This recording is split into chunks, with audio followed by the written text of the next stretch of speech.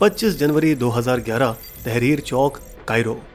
अरब जागरण में क्रांति की भावना से प्रेरित मिस्र वासियों ने बड़ी संख्या में आजादी की मांग करते हुए एक श्रृंखला शुरू की, जिससे राष्ट्रपति होस्नी मुबारक की लगभग 30 साल की सेना तानाशाही का पतन हुआ। 4 साल बाद सालगिरह पर तहरीर स्क्वायर एक बार फिर लोकतंत्र के नारे से गूंज रहा था, एक नए सैन्य तानाशाह के खिलाफ। किस्मत से उसी दिन इटली के एक पीएचडी छात्र 28 वर्षीय जूलियो रेजिनी अपनी गर्लफ्रेंड को एक टेक्स्ट मैसेज भेजा, मैं एक जन्मदिन पार्टी के लिए जा रहा हूँ। और वो कायरो की डोकी मेट्रो स्टेशन तक पहुंचने ही वाले थे जब अचानक जूलियो रेजिनी, चलो हमारे साथ। उनके दोस्त जो एक कैफे में उसका इंतजार कर रहे थे, यार जूलियो कहाँ है, अब तक तो उसे पहुंच जाना चाहिए था। उन्होंने उससे संपर्क करने की बहुत कोशिश की, एसएमएस किया, कॉल किया, लेकिन कोई फायदा नहीं। जवाब न मिलने पर वे पुलिस के पास गए। सर, हमारा दोस्त लापता है। रेजिनी कुछ ही महीने पहले कायरो आए थे, कैम्ब्रिज विश्वविद्यालय में अपने डॉक्टरेट का शोध करने के लिए। दिल से वामपंथी वे अरब स्प्रिंग की क्रांतिकारी भावना से बड़े खुश हुए जब उन्होंने ये सब देखा ब्रिटेन के लीड्स विश्वविद्यालय में छात्र की हैसियत से। मुबारक के गिरने के बाद स्वतंत्र और निष्पक्ष चुनाव हुए। अरब जगत में एक दुर्लभ था जहां मोहम्मद मोरसी इस्लामावादी पार्टी मुस्लिम ब्रदरहुड के नेता विजयी बने। खुद एक रूढ़िवादी मोरसी ने एक नए संविधान द्वारा देश को सख्त इस्लामी बनाना चाहा और इसलिए उन्होंने खुद को पूरा नियंत्रण सौंपने की कोशिश की, जिससे वो न्यायपालिका को नजरअंदाज कर सकें। जनरल अब्देल फताह अल सीसी को शक था कि ऐसा होने से सेना पर पाबंदी लगाई जाएगी और उन्होंने एक सैन्य तख्ता पलट में मोरसी को हटाया। अपनी चाल को सही ठहराने के लिए अस्पष्ट आशंकाओं का उपयोग किया। यदि हम उग्रवाद के खतरों को काबू में नहीं लेते तो हम अगले सीरिया, लीबिया या इराक बन सकते थे। बात बिगड़ते देखने के बावजूद रेजिनी ने अपने दिल को दिलासा दिया, यह क्रांतिकारी प्रक्रिया का हिस्सा है। कुछ समय तक रेजिनी ने सीसी की सरकार पर बारीकी से नजर रखी और दूर से मिस्र की राजनीतिक और आर्थिक प्रवृत्तियों का अविश्लेषण करता रहा। लेकिन जब वो कायरो आया तो उसने देखा कि निश्चित रूप से सीसी के तहत शहर एक कठोर जगह में बदल गया था। ये मुबारक से बदतर है, बाजार सरकारी एजेंटों से भरे हुए हैं। देश की संसद में 2/3 सीटें सीसी के समर्थकों से भरी हुई थी और जेलों में भरे हुए थे उसके विरोधी, ज्यादातर मुस्लिम ब्रदरहुड के सदस्य। जहां मोरसी भी बंद थे, जिनका जून 2019 में वहीं देहांत हुआ। हर कोई संदेह के दायरे में था, प्रेस को चुप करवाया गया और वकीलों और पत्रकारों को नियमित रूप से परेशान। मोहम्मद अली जैसे विपक्षी नेता और कार्यकर्ता गिरफ्तारी के डर से देश छोड़कर भाग गए। एक्टिविस्टों को सरकार द्वारा उठाकर मारे जाने की अफवाहें भी चल रही थी। यहाँ तक कि विदेशी भी सुरक्षित नहीं थे। अल जजीरा के ऑस्ट्रेलियाई पत्रकार पीटर ग्रेस्टे को 13 महीनों की जेल दी गई, राष्ट्रीय सुरक्षा पर आंच लगाने के आरोप में। एक फ्रांसीसी छात्र को लोकतंत्र के कार्यकर्ता का इंटरव्यू लेने के लिए तड़ी पार कर दिया गया। रेजिनी खुद पतली जमीन पर चल रहा था। वो रास्ते के कबाड़ियों और यूनियन कार्यकर्ताओं के साथ मिलता जुलता था, वही लोग जिन्होंने 2011 में मुबारक को गिराने में अहम भूमिका निभाई। उनका विश्वास जीतने के लिए उनके साथ रास्तों का खाना खाया। इसके बावजूद रेजिनी को फिर भी खतरों का अंदाजा था। एक बार उसने अपने मित्र से इकबाल किया, कितनी अफसोस की बात है, सब जानते हैं कि क्या तमाशा चल रहा है। लेकिन रेजिनी को अपना डर नहीं था। उनके हिसाब से उनका पासपोर्ट उनकी रक्षा के लिए काफी था। बस एक ही डर था कि अपना अनुसंधान पूरा करने से पहले उन्हें कैम्ब्रिज वापस न भेजा जाए। वो क्या जानते थे कि मिस्र की खुफिया एजेंसियां उन पर शक करने लगी थी। रेजिनी के पीठ पीछे उनके अपार्टमेंट की तलाशी भी ली गई, जहां वो एक दोस्त के साथ रहते थे। वो जहां भी गए उनका पीछा किया जाता था, जिसे भी मिले, जहां भी गए। पुलिस बाद में उस जगह पर छापा मारती थी। दिसंबर 2014 में जब रेजिनी ने कायरो में ट्रेड यूनियन कार्यकर्ताओं की एक बैठक में भाग लिया, तब उन्होंने हिजाब पहनी एक महिला को अपने सेलफोन के साथ उनकी तस्वीर लेते हुए नजर आई। इस घटना ने उन्हें हिलाकर रख दिया। फिर उनके मुख्य संपर्क और स्ट्रीट वेंडर यूनियन के प्रमुख मोहम्मद अब्दुल्ला के साथ रिश्तों ने एक अजीब मोड़ ले लिया। अब्दुल्ला ने वो 10,000 पाउंड मांगे जो रेजिनी संघ की मदद के लिए एक ब्रिटिश एनजीओ से लेना चाहते थे। मुझे अपनी बीवी की सर्जरी के लिए पैसे चाहिए, उसे कैंसर है। मिश मुमकिन, ये नामुमकिन है, मैं एक छात्र हूँ। ब्रिटिश फाउंडेशन व्यक्तिगत कारणों के लिए पैसे नहीं देंगे। 2 हफ्ते बाद रेजिनी लापता हुए। उनके दोस्तों ने उनकी खोज के लिए एक ऑनलाइन तलाशी शुरू की, #वेरिस के साथ। कायरो में इटली के राजदूत मॉरिजियो मसारी ने मिस्र के कई अधिकारियों के दरवाजे खटखटाए, लेकिन केवल झूठे आश्वासन पाए। सबसे डरावनी मुठभेड़ शक्तिशाली आंतरिक मंत्री के साथ हुई, जिसने मसारी को 6 दिन तक इंतजार करवाया उन्हें मिलने से पहले। मैगी अब्देल गफ्फार सुरक्षा सेवाओं के 40 वर्षीय दिग्गज के पास कायरो की सड़कों पर मुखबिरों की एक सेना थी। हमें आपकी मदद की जरूरत है।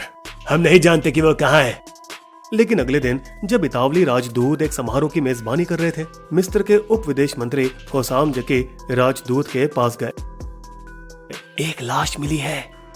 उसी सुबह कायरो अलेक्जेंड्रियाई हाईवे में एक बस ड्राइवर ने खाई में किसी का बेजान शव पाया। वो रेजिनी था। जब इतावली डॉक्टरों ने ऑटोप्सी में बदन की छानबीन की तो ये पता लगा कि रेजिनी को संभवतः 4 दिनों की अवधि में पैरों के तलवों पर मारा गया, साथ ही पिटाई हुई, जलाया गया और चाकू तक के घाव मिले।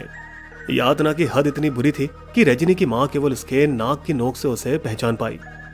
अहमद नेगी, जो शुरुआत में रेजिनी हत्या जांच की देखरेख कर रहे थे, उन्होंने साफ साफ बात की। उन्हें धीरे धीरे तड़पा के मारा गया। शायद पुलिस का भी हाथ इसमें हो सकता है। हम सभी संभावनाएं खोजेंगे।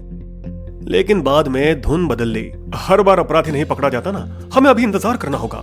इंशाअल्लाह देखेंगे। मिस्र की पुलिस ने तो स्वीकार तक नहीं किया कि उनकी हत्या हुई थी। हमारा मानना है कि रेजिनी कार दुर्घटना में मारे गए। जल्द ही मिस्र की राज्य नियंत्रित मीडिया और समाचार पत्रों में अजीब अजीब साजिशें सुनाई देने लगी। ऐसा लगता है कि रेजिनी समलैंगिक था और उसके प्रेमी ने उसकी हत्या की। ऐसा प्रतीत होता है कि वो एक ड्रग एडिक्ट थे, जिनका मुस्लिम ब्रदरहुड ने मोहरे के रूप में इस्तेमाल किया। वो एक विदेशी जासूस था जो या तो CIA या MI6 के लिए काम कर रहा था। लेकिन इटली के फीमिचेलो गांव में जहां उनकी पैदाइश हुई थी, कोई इन कहानियों को मानने को तैयार नहीं था। इस छोटे गांव में रेजिनी के अंतिम संस्कार के लिए 3000 से अधिक लोग शामिल हुए। इटली के तत्कालीन प्रधानमंत्री माटेओ रेंजी दृढ़ संकल्प से भरे थे। हम तभी रुकेंगे जब हमें सच्चाई का पता चलेगा। असली सच्चाई सुविधाजनक सच्चाई नहीं। तब तक 7 इतावली पुलिस की टीम कायरो पहुंच चुकी थी जांच में मदद करने के लिए। लेकिन मिस्र की पुलिस उनके रास्ते में बाधा डालती गई। हमें घटना के दिन का टेलीफोन रिकॉर्ड चाहिए। माफ कीजिए, ऐसा मुमकिन नहीं। ऐसा करने से हमारे नागरिक के निजी जिंदगी में दखल होगा। फिर उन्हें महसूस हुआ कि सारे गवाहों को उनके पास सिखाकर भेजा गया था और रेजिनी के अपार्टमेंट के पास मेट्रो स्टेशन से CCTV फुटेज गायब थी। इतालवी अधिकारी इस बात से भी चिंतित थे कि इतालवी दूतावास में काम करने वाले मिस्र के लोग मिस्र की सुरक्षा बलों के अंदर की बातें बता रहे थे। लेकिन मिस्र की सरकार पर अंतर्राष्ट्रीय दबाव रोजाना बढ़ रहा था और उन्हें मामला तमाम करने की जरूरत थी। फिर 24 मार्च 2016 के दिन कायरो पुलिस ने एक मिनी वैन पर गोलियां चलाई, जिसमें बैठे 5 लोग क्रिमिनल कामों से जुड़े थे। उनसे संबंधित एक अपार्टमेंट छापे में पुलिस को रेजिनी का पासपोर्ट, क्रेडिट कार्ड और स्टूडेंट आइडेंटिटी कार्ड मिला, जबकि राज्य मीडिया ने बताया रेजिनी के हत्यारों की पहचान कर ली गई है। दिल्ली में शूटिंग की खबरों पर संदेह जताया गया। #NonSeCredo मुझे विश्वास नहीं होता ट्विटर पर फैलने लगा। कोई आश्चर्य नहीं कि घटनाओं का सिलसिला जल्द ही टूटा। उन आदमियों को बेरहमी से मारा गया। एक को तो भागते हुए गोली मारी गई, बाद में लाश को वैन में अंदर डाला गया।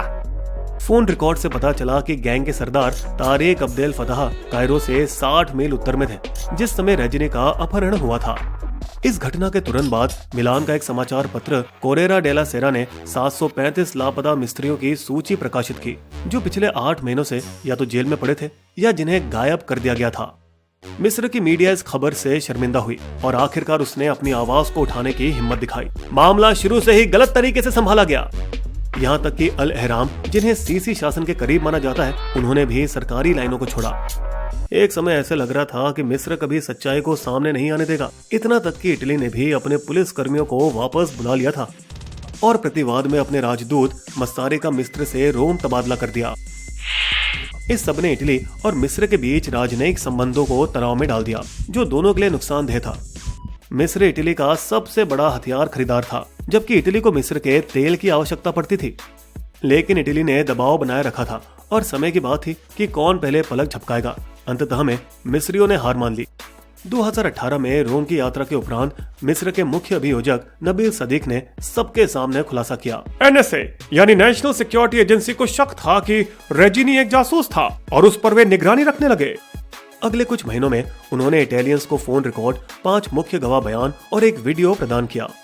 रेजिनी को इस बात की भनक तक नहीं थी कि उनका मुख्य संपर्क मोहम्मद अब्दुल्ला एनएसए का ही मुखबिर था। उन्होंने छिपे कैमरे से अनुदान राशि के बारे में अपनी बातचीत रिकॉर्ड कर ली थी और अपने हैंडलर मेजर शरीफ मकदी इब्राहिम अब्दुल को सबूत सौंपा। बहुत अच्छा अब्दुल्ला, तुम्हें इनाम मिलेगा। एनएसए समझते थे कि रेजिनी अनुदान द्वारा यूनियनों के माध्यम से सामाजिक अशांति फैलाने की कोशिश में थे। जनवरी 2021 में इतावली अभियोजकों ने मेजर शरीफ पर अपहरण, हत्या और गंभीर शारीरिक जुल्म का आरोप लगाया। गवाह के अनुसार 2017 में केन्याई अधिकारी से बातचीत के दौरान मेजर शरीफ ने रेजिनी के खिलाफ कार्रवाई करने की, डींगे मारने की गलती की। वायर टैप से पता चला है कि वो तहरीर स्क्वायर के पास एक पार्टी में जाने की योजना बना रहा था। पहुंचने से पहले ही हमने उसे उठवा लिया। रोम में मेजर शरीफ की गैर मौजूदगी में मामला कोर्ट में दर्ज किया जाएगा। अगर दोषी पाया गया तो इटली उनके प्रत्यर्पण की मांग कर सकता है, लेकिन मिस्र शायद ऐसा नहीं होने देंगे, केवल इसीलिए कि रेजिनी विदेशी था और इतावली सरकार ने हार नहीं मानी, जिसके कारण मिस्र में अन्य अपहरण की खबरें सामने आई। लेकिन रेजिनी के विपरीत उन्हें अभी तक न्याय की झलक तक नहीं मिली। बिस्बो की शायरी। क्रांतिकारी सोच के रेजिनी ने चुकाए दाम, तानाशाही शासन ने किया उनका काम तमाम। होता है यही सदा, है इतिहास गवाह, दबा देते विरोध को निरंकुश तानाशाह।